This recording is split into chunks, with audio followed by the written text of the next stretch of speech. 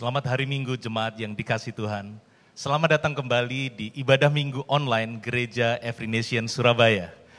Walaupun kita berada di tempat yang berbeda-beda, namun kita memiliki tujuan yang sama, yaitu untuk memuji dan menyembah Tuhan, serta mendengarkan apa yang Tuhan mau berbicara kepada kita hari ini. Ibrani pasal yang ke-11 ayat yang ke-6 dari Alkitab terjemahan Bahasa Indonesia Sehari-Hari mengatakan demikian. Tanpa beriman, tidak seorang pun dapat menyenangkan hati Allah. Sebab orang yang datang kepada Allah harus percaya bahwa Allah ada dan bahwa Allah memberi balasan kepada orang yang mencarinya. Mari saudara kita satukan hati, kita persiapkan hati kita dan hidup kita untuk beribadah pada hari ini. Mari kita berdoa. Bapa di dalam surga, kami rindu untuk menyenangkan hati-Mu melalui ibadah kami pada hari ini. Dan kami tahu apa yang Kau katakan dari firman-Mu, bahwa dengan imanlah kami bisa menyenangkan Kau. Biar setiap kami boleh hadir beribadah pada saat ini, bukan karena kebiasaan, tetapi sungguh-sungguh karena kami percaya Engkau ada.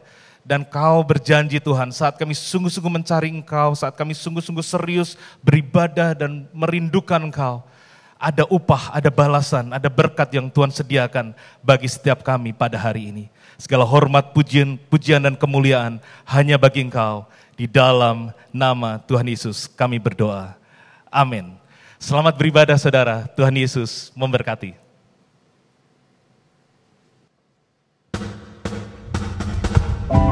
Selamat hari Minggu Bapak Ibu saudara semuanya. Kita bersukacita karena Allah adalah bagian hidup kita yang kekal. Dialah pengharapan dan sumber kekuatan kita. Terpujilah nama Tuhan.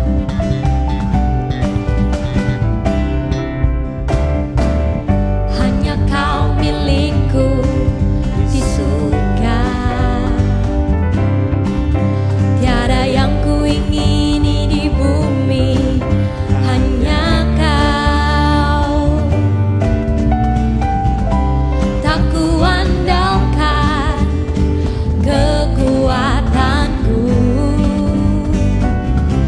namun yang pasti kan kekal selamanya. Allah sumber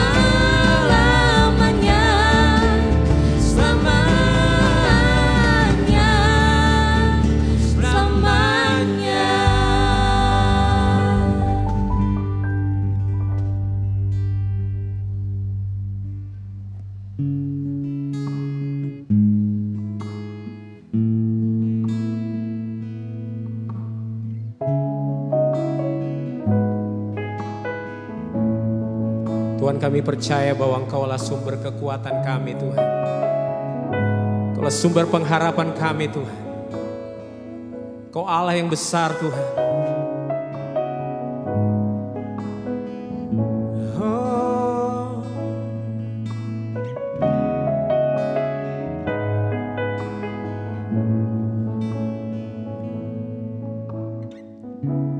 Di tengah laut bergelora,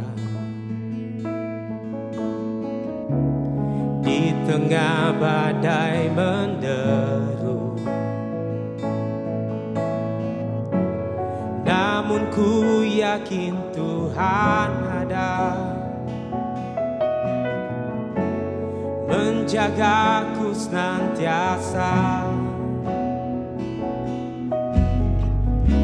Keadaan bisa tak pasti, tantanganku semakin menjadi, namun ku yakin kuasa-Mu Tuhan menopangku senantiasa.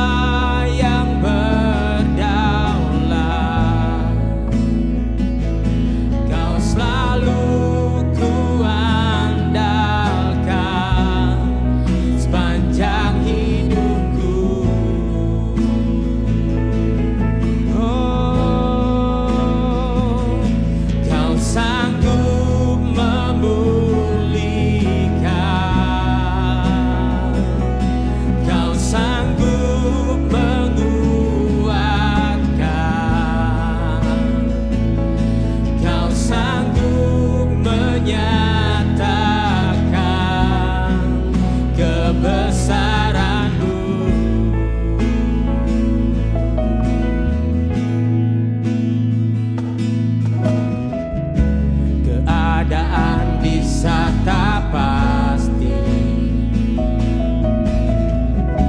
tantangan pun semakin menjadi, namun ku yakin kuasa-Mu Tuhan menopangku senantiasa. Kau Allah yang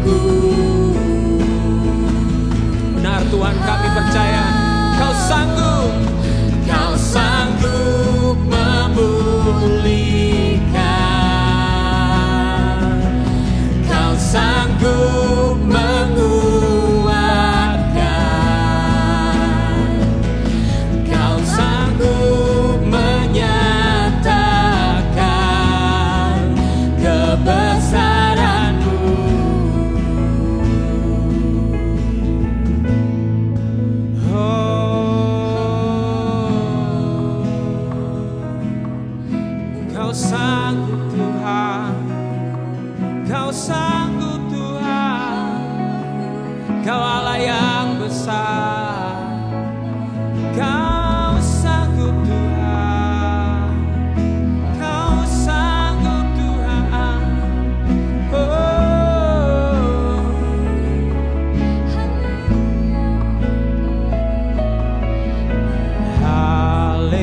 Haleluya, haleluya, Kau Allah yang besar. Haleluya, haleluya, Kau Allah yang besar. Haleluya, haleluya, Kau Allah yang besar. Haleluya, haleluya, haleluya, Kau Allah yang besar. Haleluya, haleluya, haleluya, Kau Allah yang besar.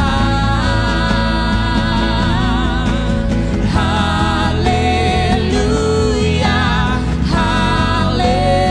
haleluya, Kau Allah yang besar. Haleluya, haleluya. We declare, Lord, You are great, Lord. You are great, Lord. Kau Allah yang besar.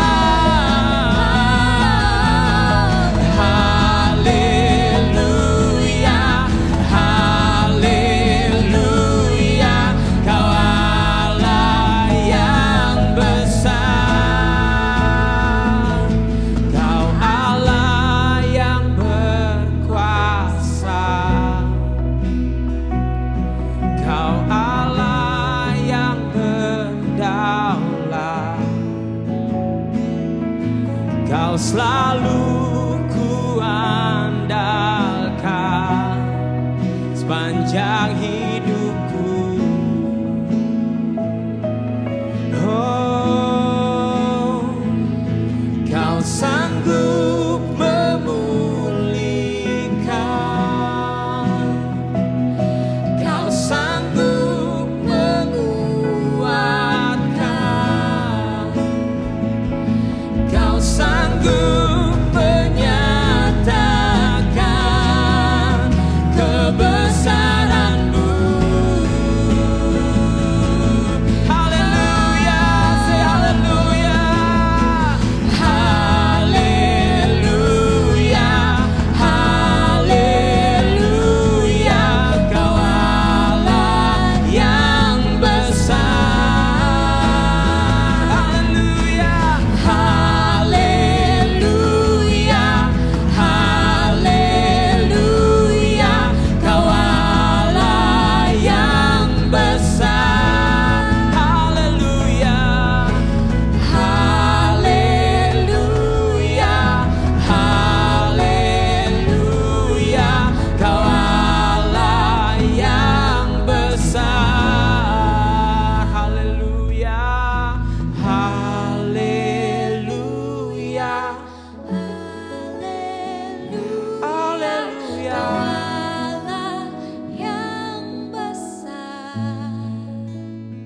Haleluya, Lord.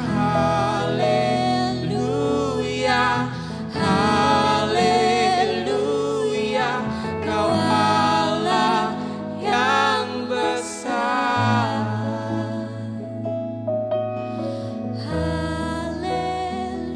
Allah yang besar. Kau Allah yang besar. Lord, Kau besar. Kau yang kami andalkan, Tuhan. Hanya Kau, Tuhan.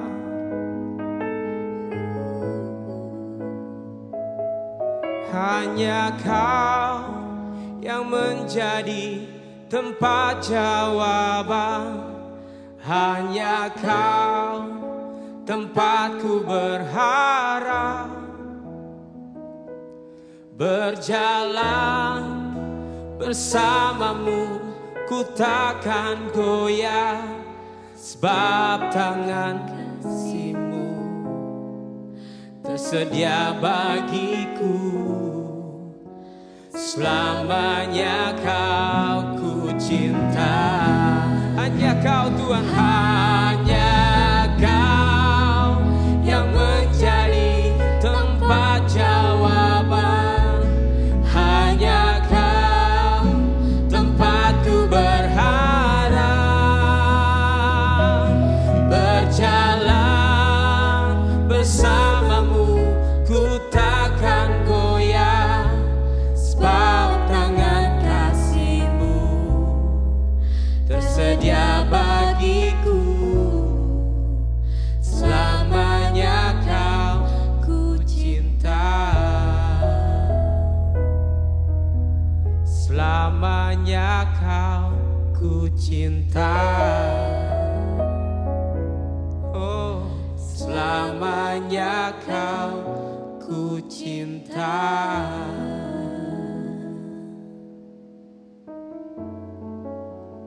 Saudara, hari ini kita kembali akan melakukan perjamuan kudus bersama-sama. Sekalipun kita tidak bersama, tapi kebersamaan kita sebagai tubuh Kristus pada waktu kita melakukan perjamuan kudus itu penting. Karena perjamuan kudus berbicara tentang tubuh dan darah daripada Tuhan Yesus yang diberikan buat saudara dan saya. Dan saya pada kesempatan ini memberikan waktu kepada saudara yang di rumah untuk mempersiapkan perjamuan kudus. Saudara bisa mulai membagikan roti dan anggur. Kalau saudara memakai crackers, grape juice atau apapun yang ada.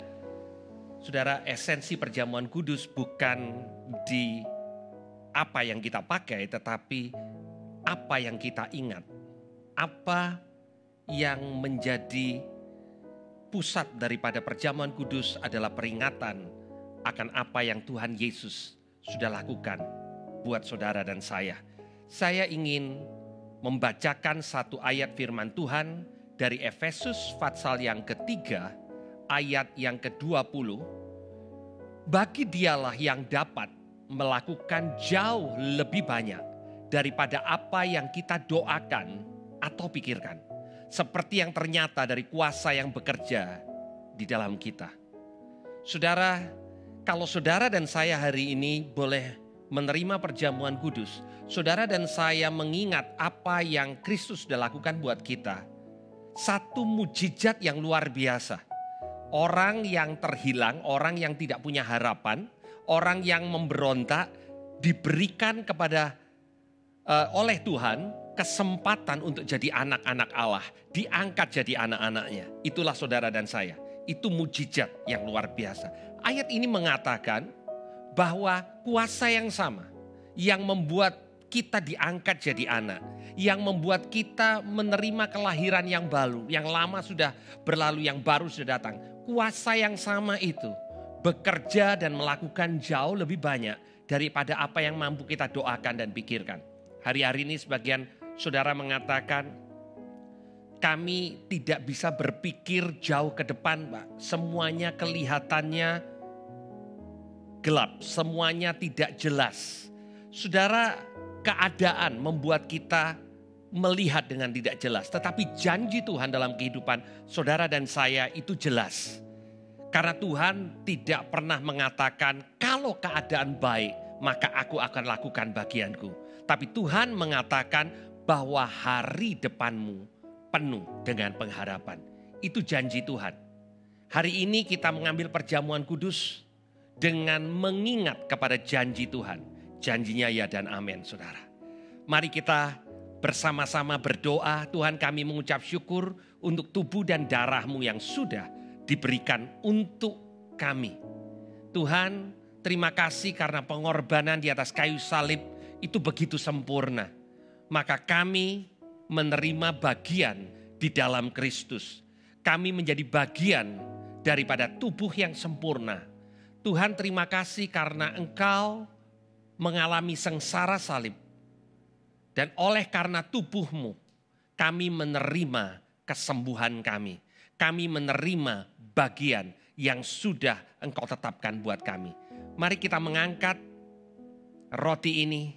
Tuhan, kami mengingat akan pengorbanan-Mu di atas kayu salib. Dan kami makan bersama-sama mengakui tubuh yang sudah menderita dan berikan buat kami semuanya. Di dalam nama Tuhan Yesus Kristus, mari kita makan bersama-sama.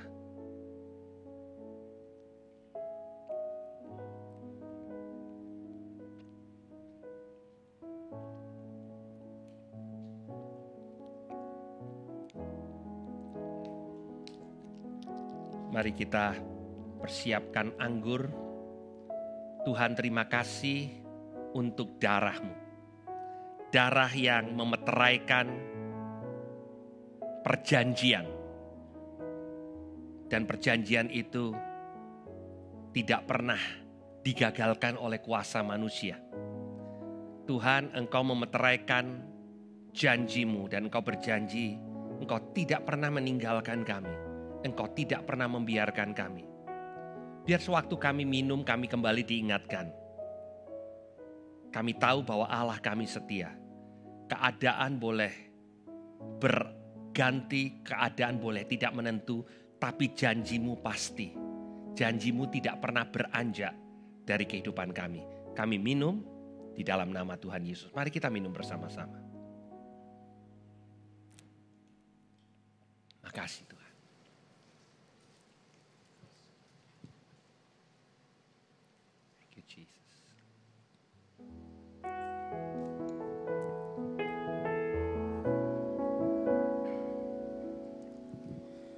Telah buktikan cinta-Mu padaku.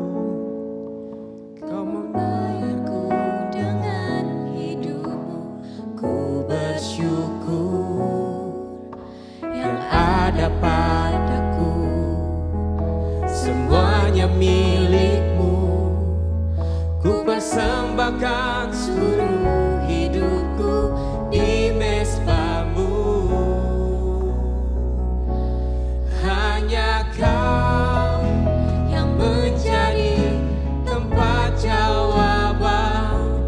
Hanya Kau Tempatku berharap, berjalan bersama-Mu. Ku takkan goyah, sebab tangan kasih-Mu tersedia bagiku. Selamanya Kau ku cinta.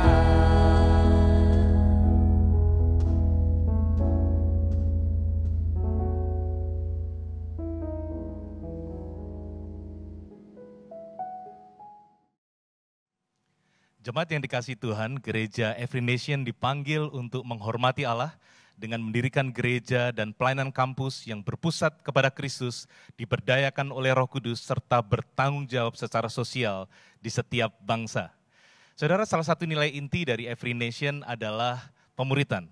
Dan pemuritan adalah panggilan untuk mengikuti Yesus, panggilan untuk bersekutu dengan sesama orang percaya, dan juga panggilan untuk menjangkau mereka yang belum mengenal Tuhan. Dan salah satu cara pemuritan yang efektif kami percaya adalah melalui kelompok kecil yang relasional, seperti yang diteladankan oleh Tuhan kita Yesus Kristus dengan 12 orang muridnya. Dan saudara, kami mendorong setiap saudara yang belum tergabung dalam life group, yang itu adalah kelompok kecil yang relasional dalam jemaat ini, kami mendorong saudara untuk bisa menghubungi saudari Sari di nomor yang tertera di layar, dan saudara bisa bergabung. Dalam jemaat ini ada beragam life group saudara. Ada yang mulai dari anak-anak remaja, ada anak kuliah, anak-anak SMA, youth, juga yang profesional, bagi mereka yang masih single, dan juga ada yang sudah berkeluarga, bahkan untuk yang senior, yang sudah lanjut usia, kami juga memiliki life group. Kami mendorong saudara di waktu-waktu ini kita tidak sendirian untuk kita bergabung, bersekutu, saling membangun, saling menguatkan di dalam life group. Selanjutnya saudara, kami juga mengumumkan bahwa kami juga memiliki ibadah online bagi anak-anak sekolah minggu, atau kami sebut sebagai Every Nation Kids Online saudara, pukul 11.30. Jadi setiap hari Minggu pukul 11.30 selesai ibadah ini atau waktu ibadah ini masih juga berlangsung, nanti akan ada ibadah online untuk anak-anak sekolah minggu. Silakan saudara, Bapak Ibu saudara yang punya anak-anak usia sekolah minggu bisa mengikuti ibadah online pukul 11.30. Dan saudara, dalam situasi saat ini masih kita berusaha, kita tetap berdoa untuk perkembangan COVID ini segera berlalu. Kami ingin mengumumkan bahwa sepanjang bulan Mei, bulan depan, sepanjang bulan Mei, kita tetap akan melakukan ibadah hari Minggu secara online. Jadi sepanjang bulan Mei, kita akan tetap melakukan ibadah secara online. Jika ada perubahan, kami akan mengumumkan kepada saudara. Dan saat ini kita akan membawa persembahan kita kepada Tuhan. Saya akan membacakan firman Tuhan dari 1 Timotius pasal yang ke-6, ayat yang ke-10 dan ayat yang ke-11. Demikian firman Tuhan. Karena akar segala kejahatan ialah cinta uang. Sebab oleh memburu uanglah beberapa orang telah menyimpang dari iman dan menyiksa dirinya dengan berbagai-bagai duka. Tetapi engkau, hai manusia Allah, jauhilah semuanya itu. Kejarlah keadilan, ibadah, kesetiaan, kasih, kesabaran, dan kelembutan. Pada saat kita membawa persembahan kita, mari kita mengikuti nasihat firman Tuhan ini. Untuk kita tidak menjadi orang yang mencintai uang, tetapi mari kita sebagai manusia Allah, orang-orang yang percaya kepada Tuhan, mari di hari-hari ini kita terus mengejar keadilan, ibadah, kesetiaan, kasih, kesabaran, dan kelembutan. Mari kita berdoa. Bapa di dalam surga, kami bersyukur untuk waktu ini. Kembali kami rindu membawa persembahan kami. Dan kami bersyukur firman-Mu mengingatkan kami, untuk kami tidak memfokuskan diri kami pada hari-hari ini pada uang. Untuk kami tidak menjadi cinta uang, tapi siap kami boleh mengejar keadilan. Untuk kami rajin beribadah, untuk kami tetap setia, hati kami melimpah dengan kasih kepada Tuhan dan juga kepada sesama.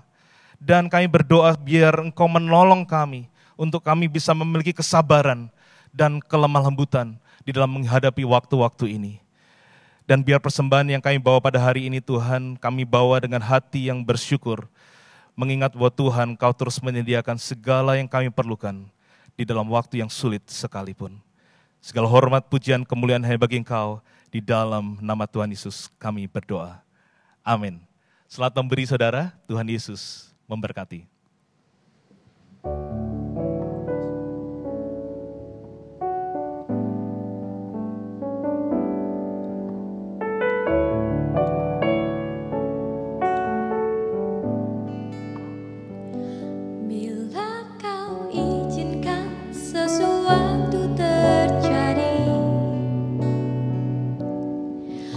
Percaya semua untuk kebaikanku.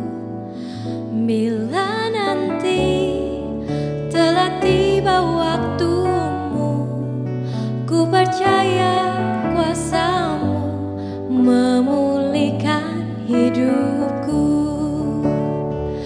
Waktu Tuhan pasti yang terbaik. Walau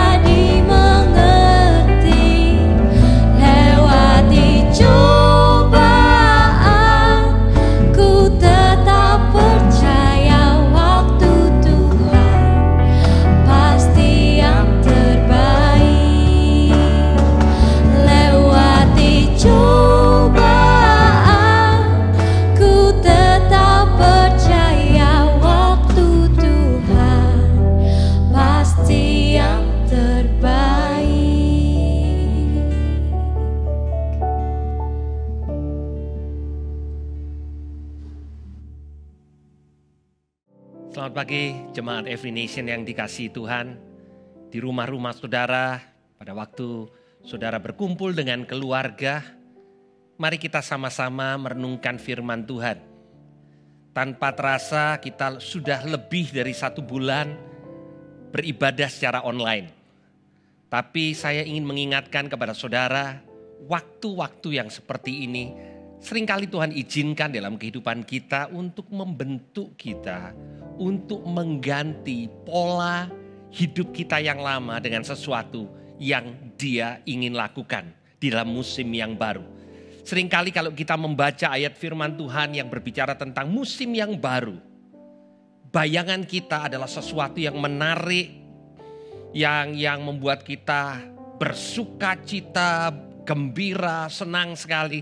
Tapi musim yang baru buat gereja Tuhan, buat kita pada saat ini adalah kita berada di rumah kita masing-masing bersama dengan keluarga di dalam keadaan yang tidak menentu, sehingga kita sungguh-sungguh boleh bergantung kepada Tuhan. Nah, hari ini saudara dan minggu depan saya akan membagikan seri singkat yang saya berikan judul Melihat Kesempatan di dalam Tantangan. Melihat kesempatan di dalam tantangan. Dan hari ini saya akan membagikan dari satu cerita di dalam perjanjian lama, bagaimana bangsa Israel yang keluar dari tanah Mesir, tanah perbudakan, tanah yang keras, tanah yang sulit buat mereka. Dan pada waktu mereka keluar, mereka mengalami begitu banyak mujizat Tuhan. Dan setelah mereka keluar dan mengalami semua kebaikan Tuhan, harta Mesir diberikan kepada mereka, saatnya mereka masuk ke tanah yang Tuhan janjikan kepada mereka. Dan peristiwa ini dicatat di dalam kitab Bilangan Fatsal yang ke-13. Dan saya mendorong setiap saudara di dalam kesempatan saudara berada di rumah untuk membaca keseluruhan Bilangan Fatsal 13. Karena saya tidak bisa membagikan karena keterbatasan waktu. Jadi saya hanya mengambil beberapa bagian dari kitab Bilangan Fatsal yang ke-13. Bilangan 13 berbicara tentang Tuhan yang memerintahkan kepada Musa untuk memilih orang-orang pilihan masuk ke tanah perjanjian. Tanah Kanaan itu tanah perjanjian buat bangsa Israel. Ya. Dan tanah perjanjian ini juga disebut tanah perhentian. Bayangan kita kalau kita masuk tanah perjanjian, tanah perhentian, bayangan kita adalah kita tidak lakukan apa-apa dan kemudian Tuhan sediakan segalanya buat kita. Tetapi mari kita lihat apa yang ada di tanah perjanjian. Apa yang Tuhan sediakan buat saudara di tanah perjanjian saudara.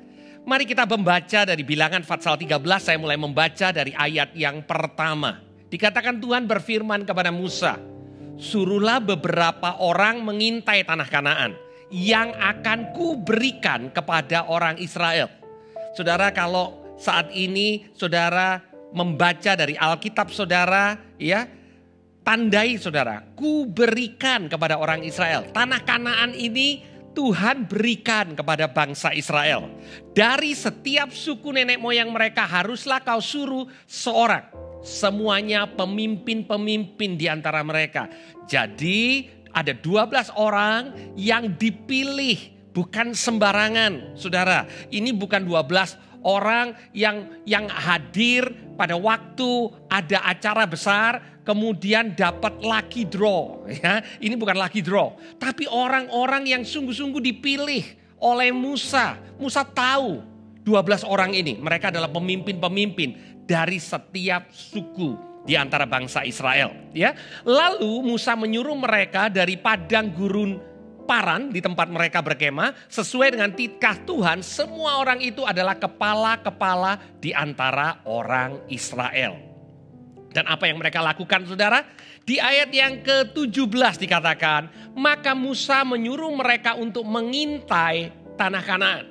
Nah, ini cerita spionase yang pertama saudara. Ya, sebelum Hollywood tahu tentang spionase, Tuhan sudah menyuruh ada pengintai.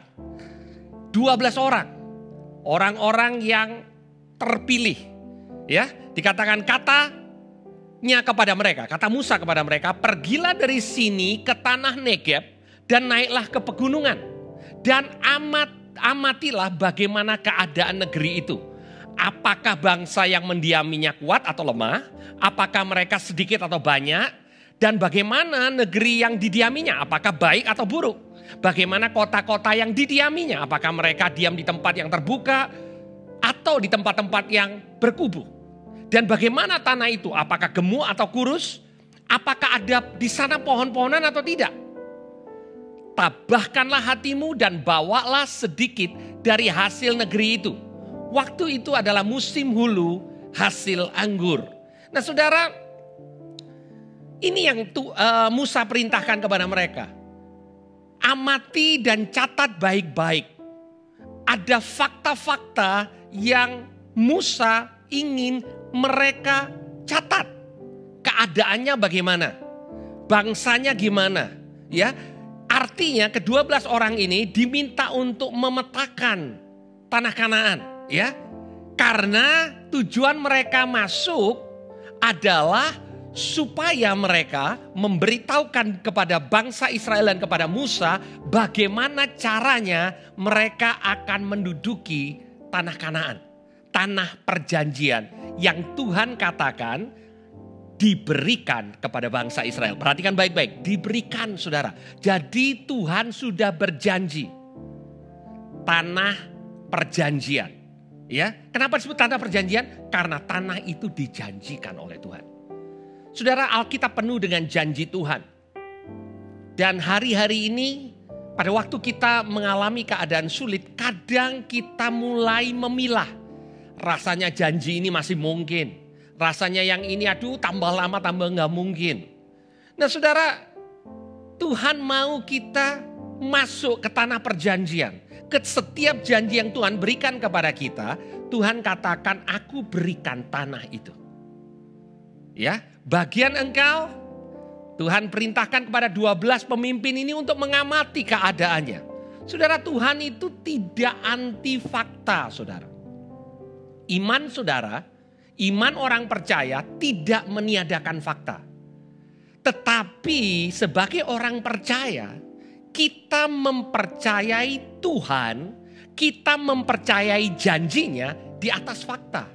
Bukan berarti orang percaya itu mengabaikan fakta. Ya, saudara, orang percaya bukan mengabaikan apa yang sedang terjadi di sekelilingnya.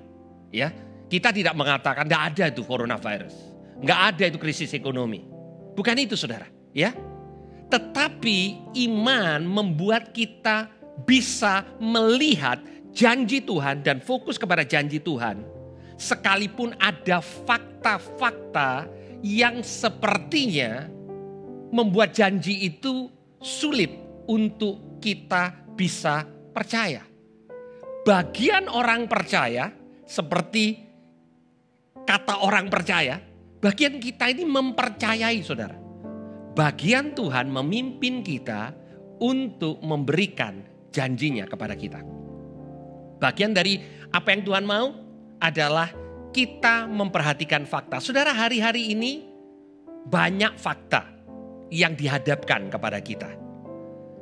Dan Tuhan mau kita tidak hanya berhenti di fakta, tapi kita melihat kepada janji Tuhan, mempercayai Tuhan untuk sanggup mengubah fakta yang ada dan menggenapi janjinya dalam kehidupan kita.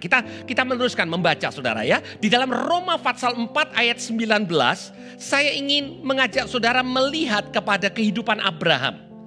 Dan di kitab Roma, Paulus menuliskan tentang Abraham dan ini yang dia tuliskan di ayat 19, dikatakan imannya tidak menjadi lemah. Iman Abraham tidak menjadi lemah. Walaupun ia mengetahui bahwa tubuhnya sudah sangat lemah. Kata mengetahui di dalam terjemahan NIV, di dalam terjemahan bahasa Inggris dikatakan he faced the fact.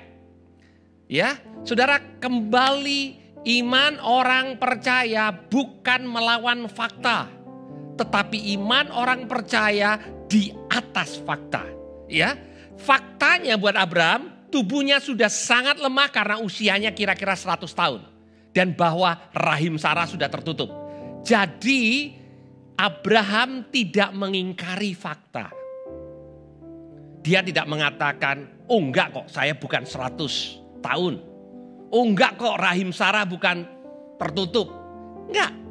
Dia tahu bahwa itu faktanya. Ia mengetahui, he faced the fact. Orang percaya, we need to face the fact. Kita perlu untuk melihat kenyataan yang ada. Tetapi kita tidak hidup hanya dari kenyataan yang ada. Itu perbedaan antara orang yang ada di dunia dengan orang percaya. Bukan kita lebih baik, tetapi kita punya janji. Kita hidup oleh janji Tuhan. Kita kembali kepada cerita kita bagaimana para pengintai itu mengintai negeri yang dijanjikan. Ketika mereka sampai ke lembah Eskol, dipotong merekalah di sana suatu cabang dengan setandan buah anggurnya. Lalu berdualah mereka menggandarnya. Jadi saudara, kalau saudara hari ini pergi ke supermarket, ke pasar beli anggur, saudara tidak perlu 2 orang. Dan saudara tidak perlu pikulan, saudara. Ya, mungkin kalau saudara beli setandan pisang, saudara perlu pikulan. Kalau pisangnya itu buahnya banyak sekali. Tapi kalau anggur enggak seperti itu. Jadi pada waktu mereka masuk, mereka ini tercengang-cengang saudara. Karena mereka belum pernah melihat anggur yang begitu besar. Tanah yang begitu subur.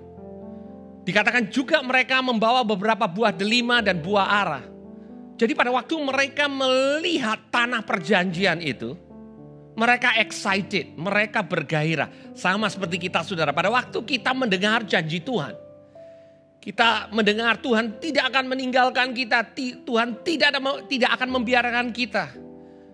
Kita dipanggil untuk jadi kepala dan bukan jadi ekor. Kita semangat, kita excited saudara. Dan selama kita fokus kepada janji itu, kita akan tetap bersemangat. Tetapi tanah perjanjian itu penuh dengan perkara yang baik, tetapi juga ada tantangan. Karena di ayat 24 dikatakan tempat itu dinamai orang lembah Eskol karena tandan buah anggur yang dipotong orang Israel di sana. Sesudah lewat 40 hari pulanglah mereka dari pengintaian negeri itu. Dan langsung datang kepada Musa, Harun dan segenap umat Israel di Kades, di padang gurun Paran. Jadi tempat mereka dikirim, mereka kembali ke sana. Mereka membawa pulang kabar kepada keduanya dan kepada segenap umat itu dan memperlihatkan kepadanya sekalian hasil negeri itu. Jadi hasil yang luar biasa itu dibawa pulang saudara oleh mereka. Ya, mereka menceritakan kepadanya, kami sudah masuk ke negeri kemana kau suruh kami. Dan memang negeri itu berlimpah-limpah susu dan madunya dan inilah hasilnya. Hanya, perhatikan saudara di ayat ke-28 ada kata kecil, hanya. Dengan kata lain mereka katakan memang benar bahwa apa yang dijanjikan itu luar biasa. Tetapi kenyataannya sulitnya juga luar biasa. Hanya bangsa yang diam di negeri itu kuat-kuat. Kota-kotanya berkubu dan sangat besar. Juga keturunan Enak telah kami lihat di sana. Orang Amalek diam di tanah Negeb, orang Het, orang Yebus, orang Amori diam di pegunungan, orang Kanaan diam di sepanjang laut dan sepanjang tepi sungai Yordan. Dengan kata lain mereka mau katakan, hasilnya baik. Apa yang dikatakan oleh janji Tuhan benar.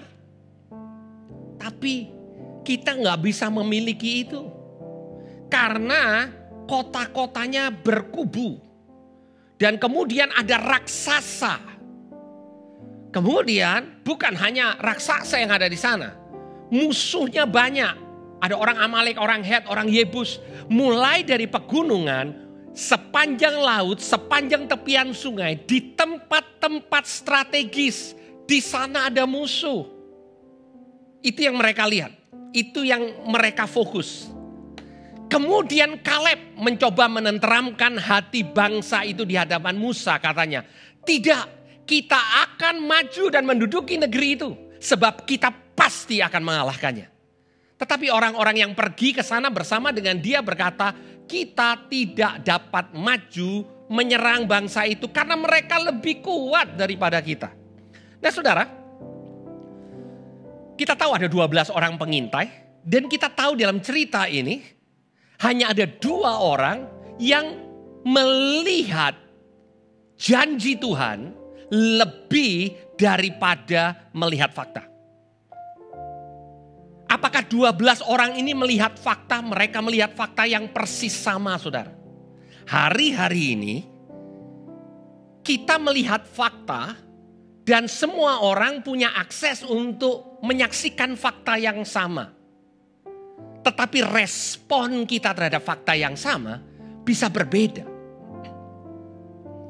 Dan sejak zaman bangsa Israel keluar dari Mesir dengan saat ini, saya rasa nggak banyak yang berbeda. Suara yang banyak itu yang lebih keras. Bukan kebenaran, saudara. Saya ulangi lagi.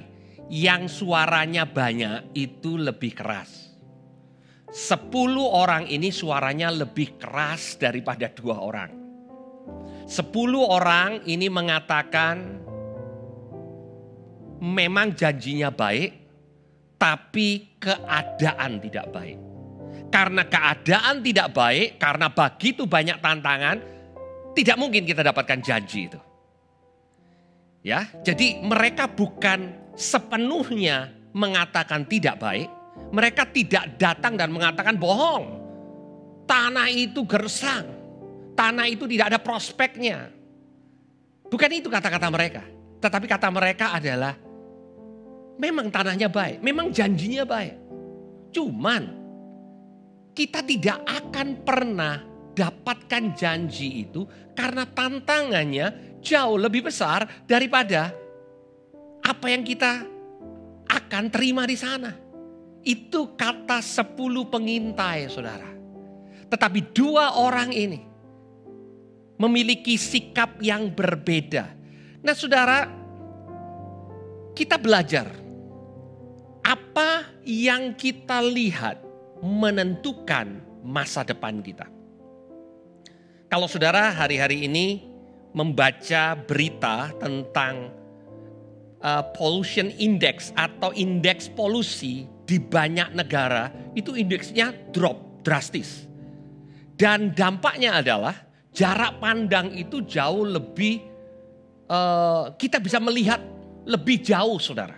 Ya, hari ini puncak gunung Himalaya Mount Everest bisa terlihat dari India.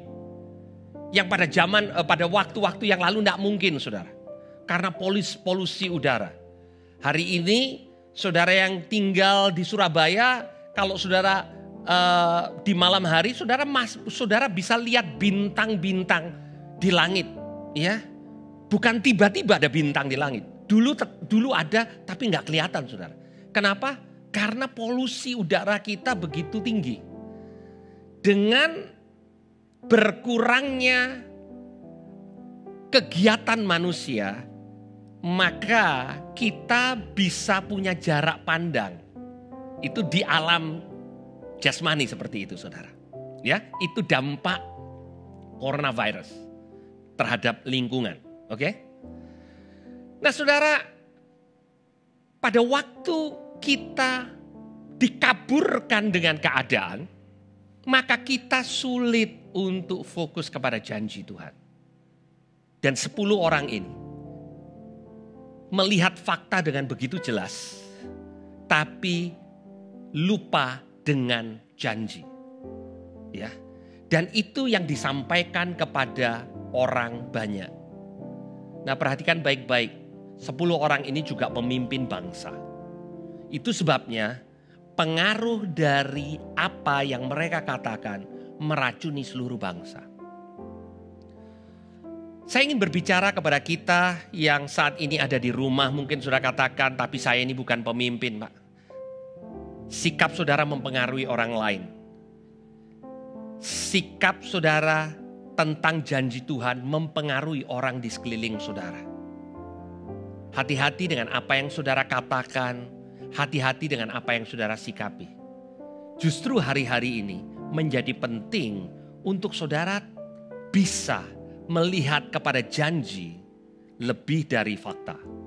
Faktanya tetap ada, saudara. Ya, fakta kita tetap akan hidupi dari hari ke hari. Tuhan tidak pernah mengajar kepada kita untuk melupakan fakta. Tetapi kebenarannya adalah orang benar itu hidup karena percaya dan bukan karena fakta.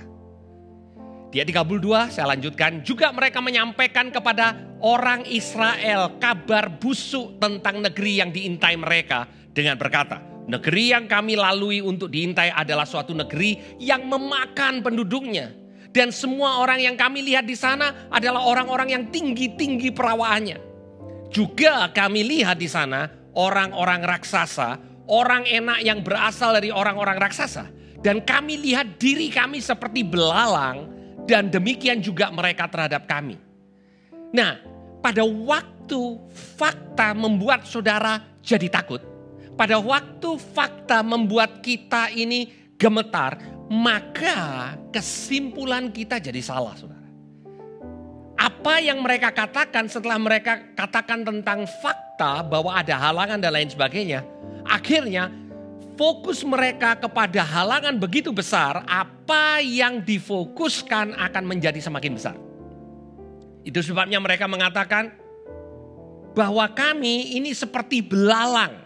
Itu mereka melihat kami seperti itu. Pertanyaannya bagaimana mungkin? Mereka tahu bahwa orang-orang raksasa ini menganggap mereka seperti belalang. Apakah mereka melakukan interview di tanah Kanaan? Dan bertanya, bagaimana pendapatmu tentang kami? Dan kemudian orang-orang itu mengatakan, kamu seperti belalang. Itu tidak mungkin terjadi. Tetapi sesungguhnya yang dikatakan oleh 10 pengintai ini, kami punya masalah pada waktu kami melihat begitu besar. Pada waktu kami melihat diri kami seperti belalang, maka kami pikir mereka juga melihat kami seperti belalang.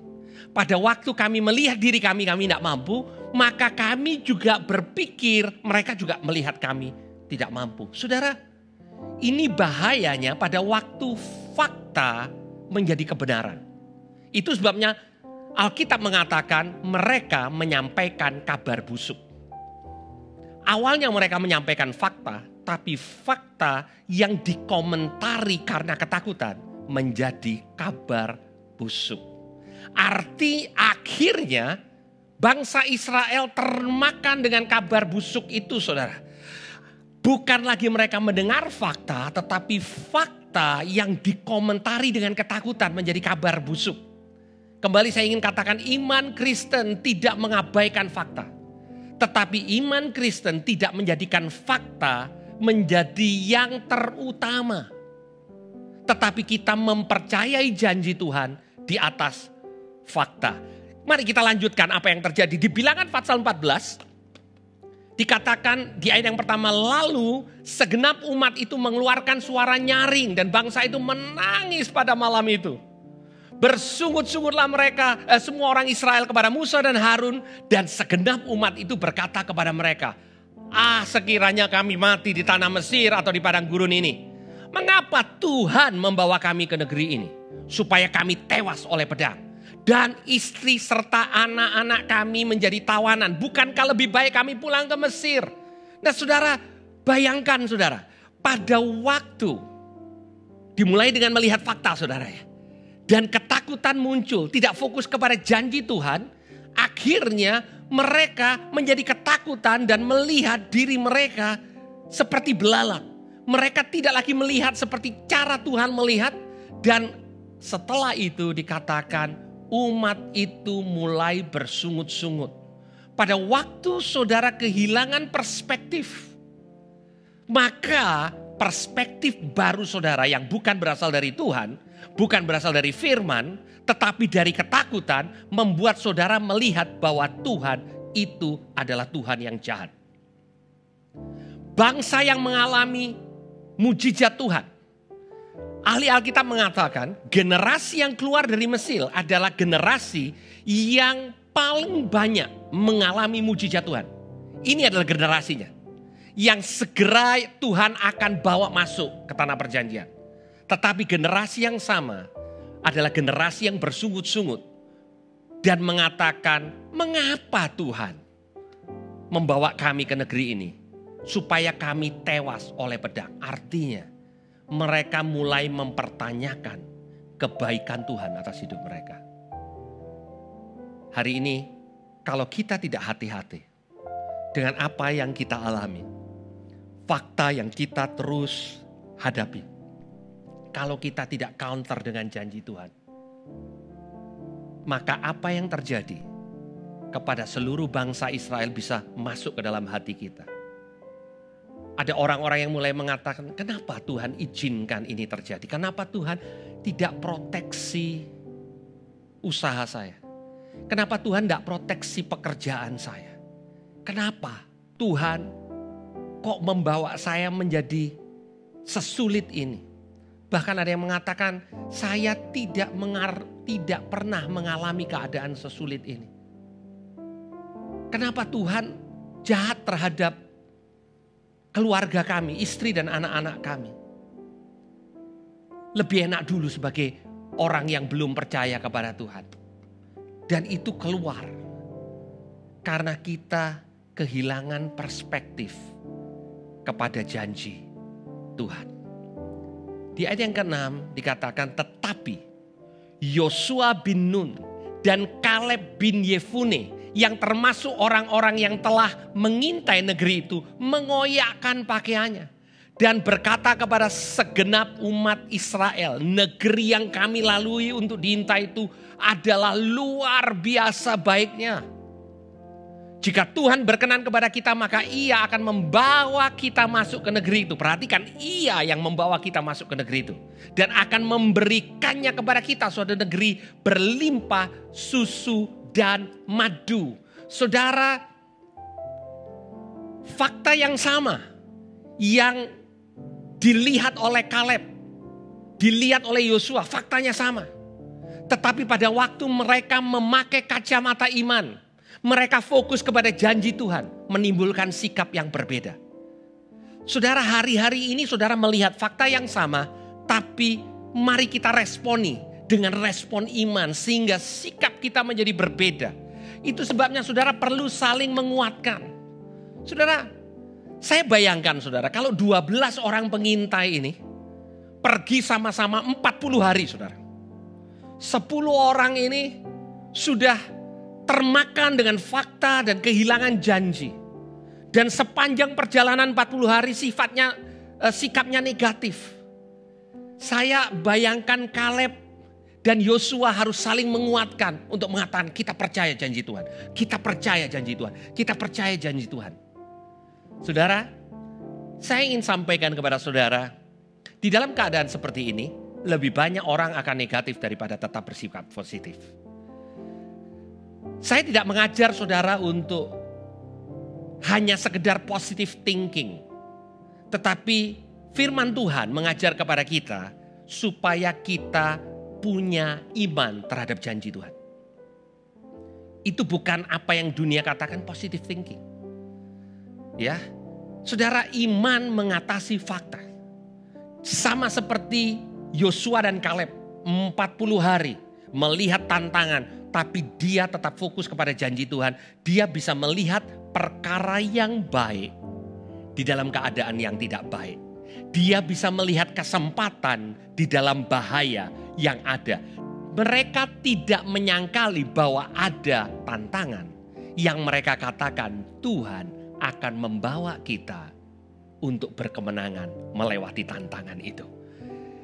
Dan saya ingin mengakhiri dengan apa yang ditulis oleh Rasul Paulus kepada jemaat di Filipi. Pada waktu dia menuliskan surat dari penjara. Pada waktu dia di lockdown, saudara. Ya, dia bukan hanya dibatasi gerak-geriknya, dia ada di dalam penjara. Dan dia katakan dengan perspektif yang sangat berbeda. Filipi 1 ayat 12, dia katakan, aku menghendaki saudara-saudara, supaya kamu tahu bahwa apa yang terjadi atasku justru telah menyebabkan kemajuan Injil. Sehingga telah jelas bagi seluruh istana bahwa dan semua orang lain bahwa aku dipenjarakan karena Kristus. Dan kebanyakan saudara dalam Tuhan telah beroleh kepercayaan karena pemenjaraanku untuk bertambah berani berkata-kata tentang firman Allah dengan tidak takut. Paulus mengatakan keadaanku boleh buruk, tapi justru lewat keadaan ini Injil semakin diberitakan.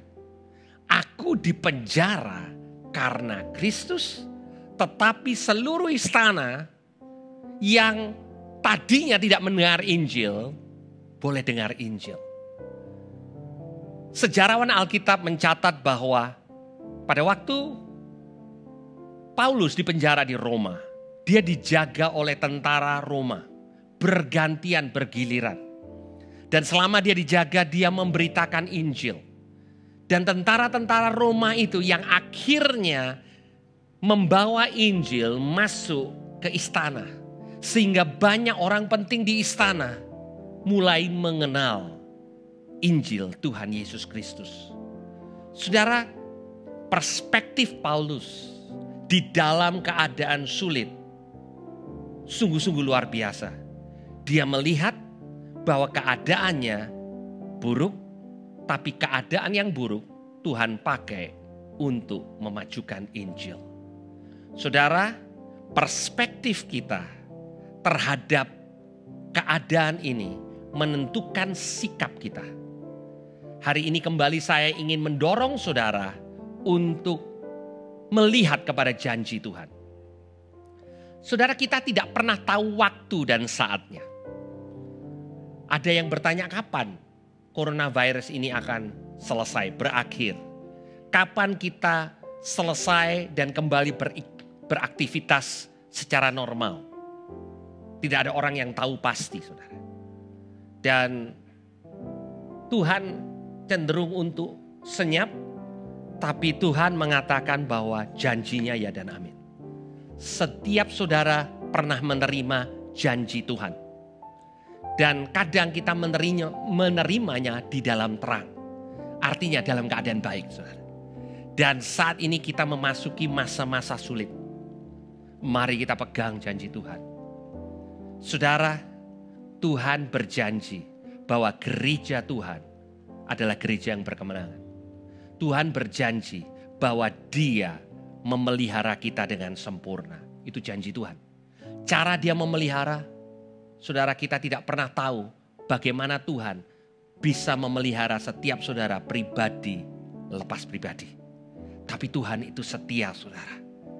Biar kita boleh di dalam posisi seperti Kaleb dan Yosua. Kaleb dan Yosua bukan orang yang lebih pintar dari 10 pengintai yang lain. Mereka bukan orang yang lebih berani. Banyak orang mengatakan mereka ini lebih berani. Bukan, saudara. Mereka lebih fokus kepada janji Tuhan daripada kenyataan yang ada. Saudara, tidak perlu abaikan fakta.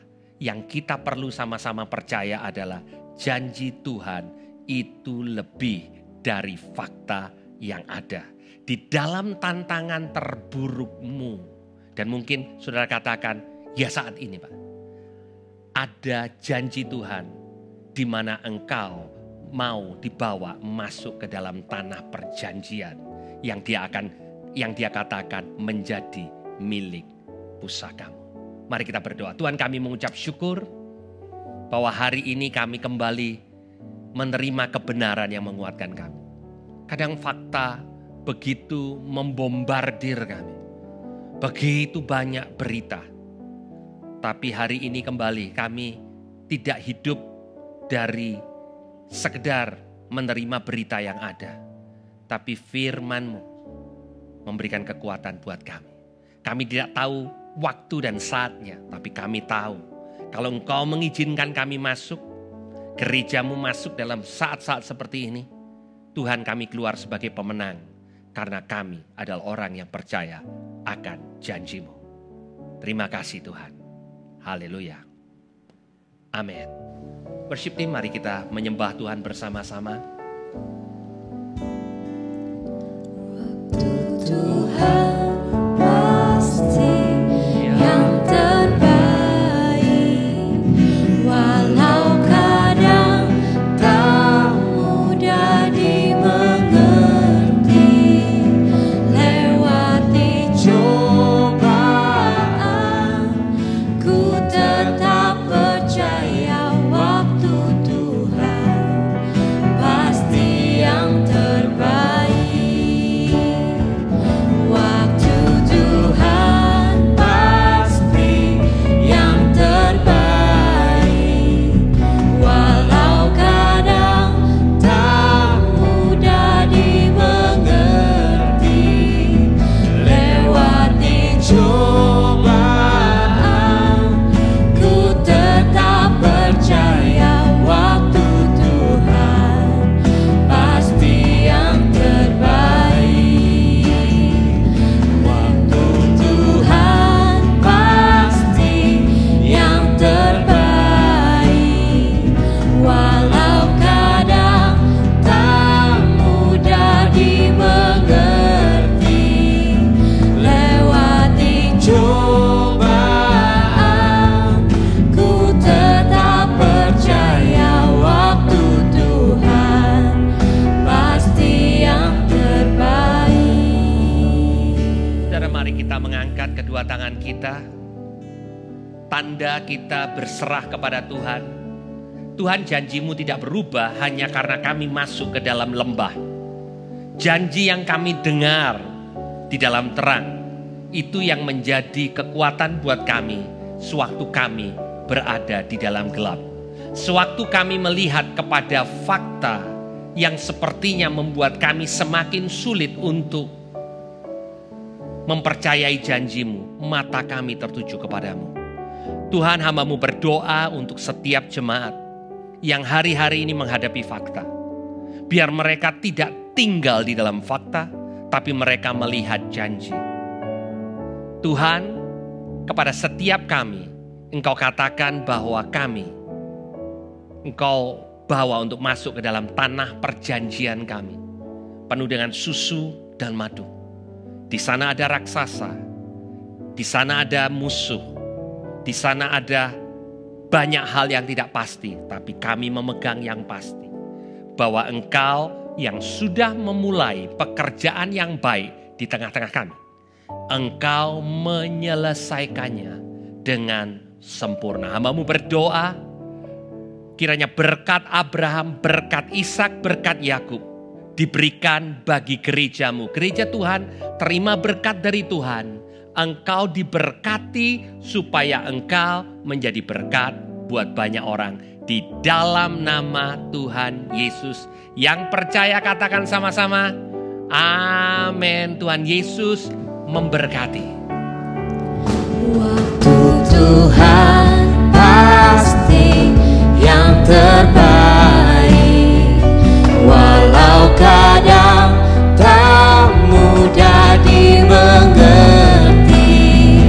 Lewati cobaan, ku tetap percaya waktu Tuhan pasti yang terbaik. Waktu Tuhan pasti yang terbaik.